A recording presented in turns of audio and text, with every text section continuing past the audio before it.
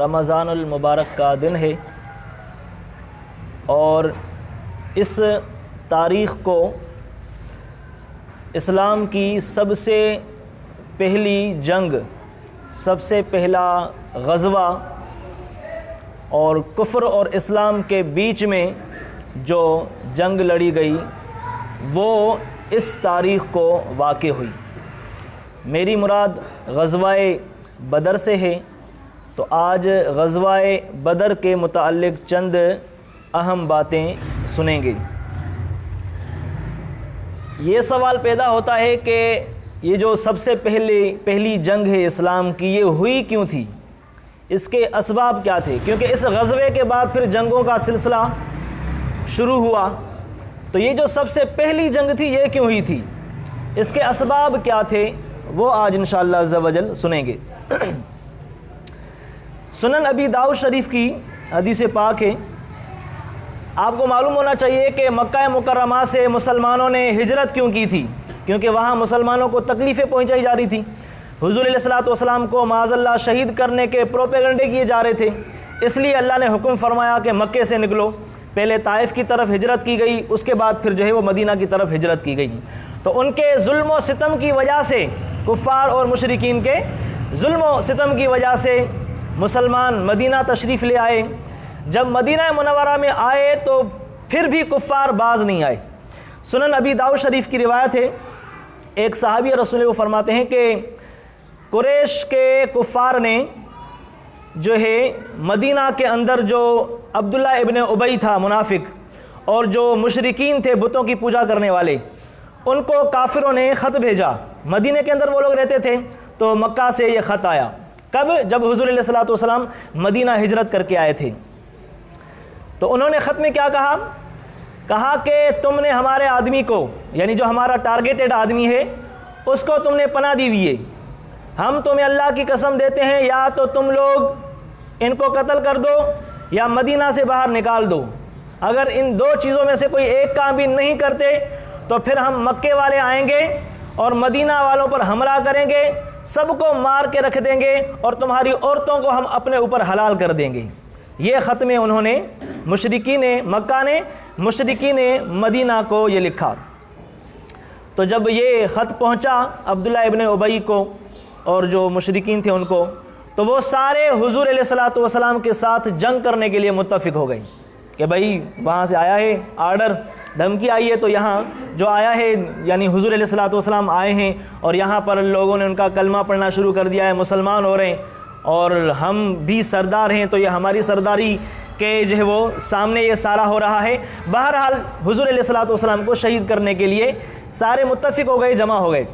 تو جب یہ بات حضور علیہ الصلوۃ والسلام کو پہنچی تو حضور علیہ الصلوۃ والسلام نے فرمایا کہ تحقیق تمہیں کافروں کی طرف سے حد کو پہنچی ہوئی دھمکی آئی ہے، تو وہ تم کو اتنا نقصان نہیں دیں گے جب آئیں گے تم سے لڑنے کے لیے، وہ تمہیں اتنا نقصان نہیں دیں گے جتنا تم اپنے لوگوں کو نقصان دو گے،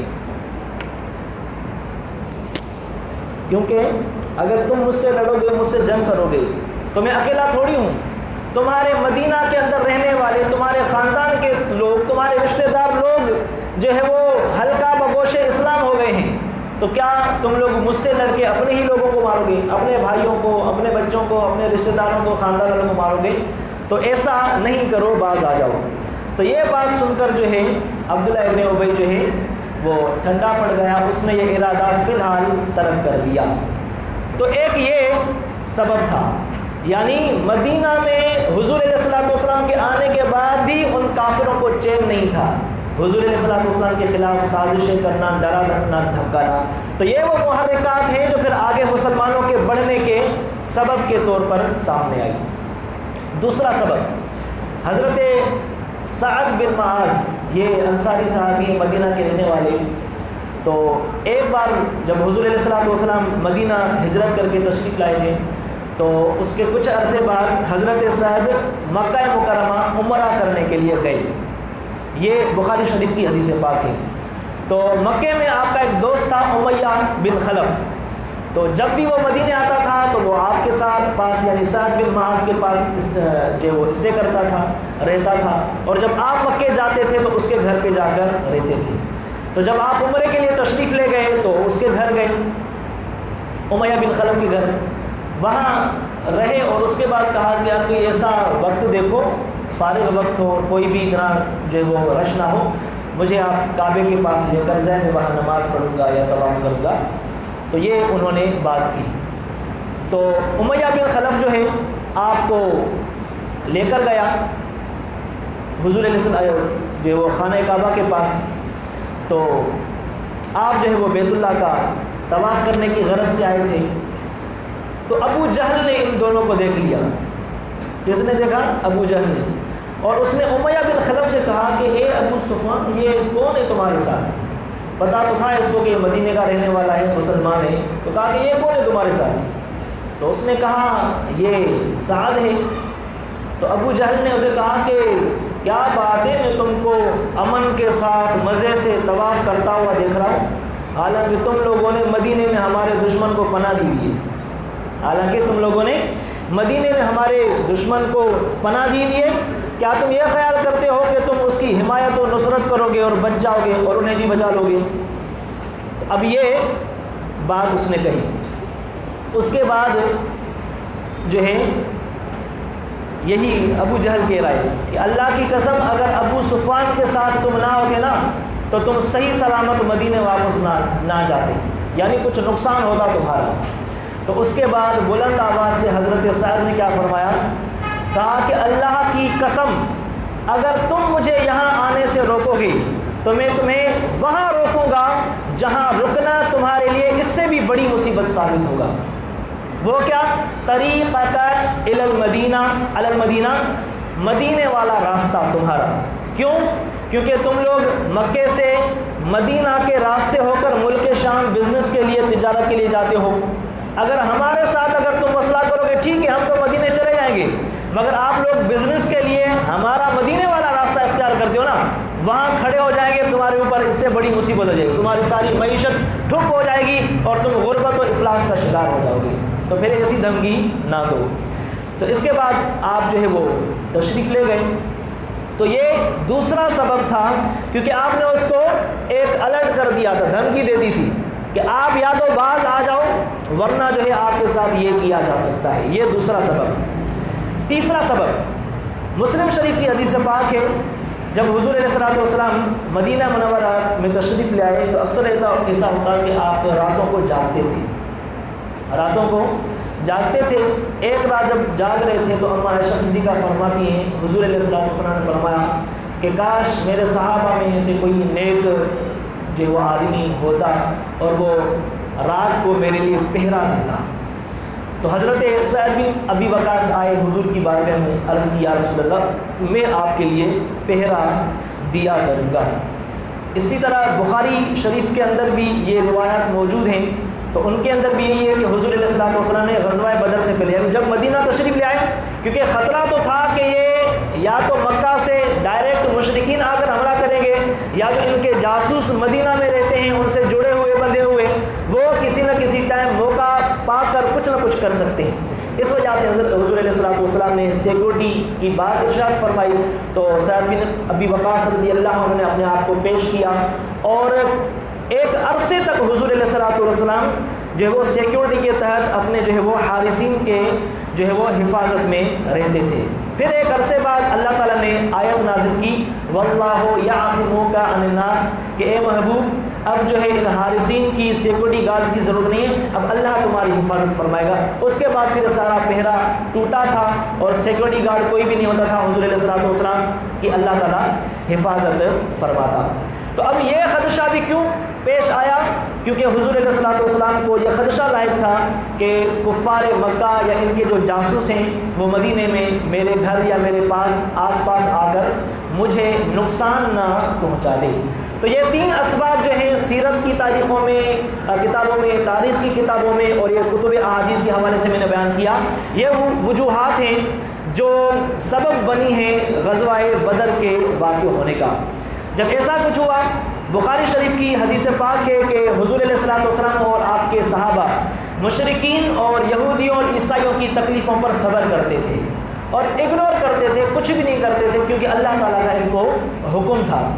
پھر جو ہے اللہ تعالیٰ نے ان کو حکم ارشاد فرما دیا، فرمایا کہ اب چھوڑنا نہیں ہے کسی کو، اب بیچنا نہیں ہے، معاف کرنا نہیں ہے، تل کے رکھنا ہے۔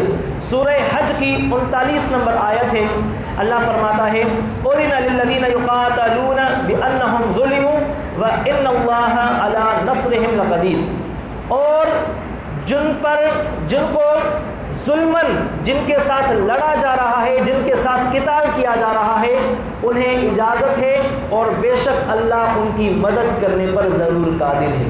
تو یہ جب حضور مدینہ تشریف لے آئے نا، اس کے باوجود بھی یہ کفار حرکتیں کر رہے تھے، تو پھر اللہ نے یہ آیت نازل فرمائی اور فرمایا کہ آپ کے ساتھ اے محبوب ظلم و ستم ہو رہا ہے اور وہ لڑائیوں پہ اتر آ رہے ہیں، تو پھر اب آپ لوگوں کو بھی اجازت ہے اور پھر میں بھی تمہاری مدد کروں گا۔ جب حضور علیہ الصلوۃ والسلام کو اجازت مل گئی، اب جو ہے وہ منصوبہ بندی کفار کے ساتھ لڑنے کی شروع ہو گئی۔ تاریخ کی کتاب میں آتا ہے کہ حضور علیہ الصلوۃ والسلام نے اس کی منصوبہ بندی 2 طریقوں سے کی۔ ایک مکہ سے شام کی طرف مدینہ سے جو گزرتا ہوا راستہ جاتا تھا ان کے تجارتی اور بزنس کے حوالے سے، وہاں کے جو راستے میں جو قبیلے جو قومیں آتی تھیں، تو حضور علیہ الصلوۃ والسلام نے سب سے صلح فرمائی اور سب سے معاہدے فرمائے اور سب کی طرف دوستی کا ہاتھ بڑھایا، اس وجہ سے کہ اگر کل کو کوئی جنگ ہوتی ہو تو پھر یہ لوگ جو ہے ان کی طرف نہ ہو جائیں۔ ایک یہ منصوبہ بنایا۔ دوسرا منصوبہ یہ بنایا کہ وقتاً فوقتاً حضور علیہ الصلوۃ والسلام چھوٹے چھوٹے فوجی دستے جو ہے وہ اس راستے پر جو ہے وہ گشت کے لیے بھیجتے تھے، تاکہ صحابہ کرام نظر رکھیں کہ کون کفار مکہ کا جو ہے وہ آدمی آ رہا ہے، جا رہا ہے، کتنا سامان ہے، کتنا سامان نہیں ہے۔ تو سیرت مصطفیٰ جو مکتبۃ المدینہ کی کتاب ہے، اس کے اندر یہ ہے کہ ایک بار کیا ہوا، ایک بڑا قافلہ ملک شام سے جو ہے وہ بہت بڑا سامان بھی تھا اور قافلے کے تعداد بھی زیادہ تھی، یہ مکہ کی طرف جا رہا تھا، اور اس کی خصوصیت یہ تھی قافلے کی کہ اس میں کفار کے کچھ بڑے سردار بھی تھے، ابو سفیان بھی تھا اور دیگر جو ہے وہ مشرکین مکہ تھے۔ تو حضور علیہ الصلوۃ والسلام نے فرمایا کہ اب ہم نے، کیونکہ اللہ نے اجازت دے دی ہے اور یہ لوگ اپنی حرکتوں سے باز نہیں آ رہے، اب ان کا تجارتی جو قافلہ ہے، مال بھی اس میں زیادہ ہے اور بڑے بڑے سردار بھی ہیں، اب ہم ان پر حملہ کریں گے اس لیے تاکہ یہ لوگ باز آ جائیں، امن امان کی صورت ہو جائے، یہ ہم سے لڑیں نہیں، کیونکہ لڑیں گے تو پھر یہ سدھریں گے نا۔ یہاں پہ اگر کوئی بندہ معاف کرتا ہے نا تو بندہ اس کے اوپر چڑھ دوڑتا ہے۔ حضور علیہ الصلوۃ والسلام نے فرمایا کہ ہم اب اجازت بھی مل گئی ہے، اب ان کے سامنے آئیں گے، مقابلہ ہوگا، پھر ان کو ان کی نانیاں یاد آئیں گی، یہ میرے الفاظ ہیں، پھر ان کو اپنی نانیاں یاد آ جائیں گی اور پھر یہ لوگ باز آئیں گے۔